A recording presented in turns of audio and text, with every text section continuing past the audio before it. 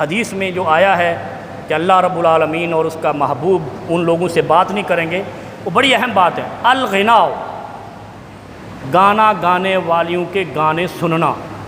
اچھا، جو گاتی ہیں ناچتی ہیں، یہ آپ کے جو چینل پہ جو چکر چل رہا ہے، یہ تو گناہ ہے، یہ تو ہر مسلمان کو پتہ ہے، جو خالی کلمہ گو مسلمان ہے اس کو بھی یہ پتہ ہے گانا سننا، گانا ناچنا کودنا مجرا کرنا یہ سب حرام عمل ہے۔ لیکن یہ سننے والوں کے بارے میں سن لیں کہ جو گانا گانے والیوں کو سنتا ہے، الغناء ينبت النفاق کما ينبت الماء الزرع، یہ مومن کے دل کے اندر منافقت ایسے پیدا کرتی ہے جیسے کھیتی کو پانی لگاتے ہو تو وہ کھیتی بڑی ہوتی جاتی ہے۔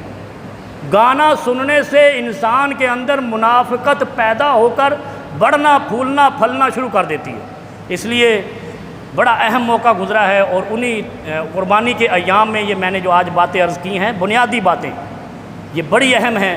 گانا سننے سے گریز کرے، منافق ہو جاتا ہے بندہ، مومن منافقت میں چلا جاتا ہے گانا سننے سے۔ کتنے قاری ہیں قرآن کے وہ سنیں، کتنے نعت خوان ہیں وہ سنیں، کتنے جناب عالم دین ہیں جن کی تقریریں سن کے سرور آتا ہے، علم آتا ہے۔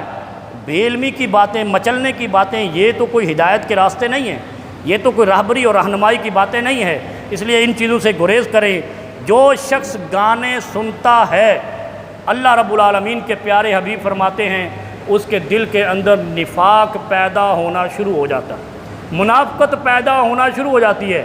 اگر وہ سننا نہیں چھوڑتا تو منافقت ختم نہیں ہوتی، منافقت بڑھتی جاتی ہے۔ جیسے ناریل کا پودا چھوٹا سا ہوتا ہے، بڑا بن جاتا ہے، ایک وقت ہوتا ہے یکتب عند اللہ منافقاً، کہ اللہ کے ہاں وہ پکا منافق لکھ دیا جاتا ہے، منافقاً خالصاً۔ گانے سننے کی وجہ سے منافق لکھ دیا جاتا ہے۔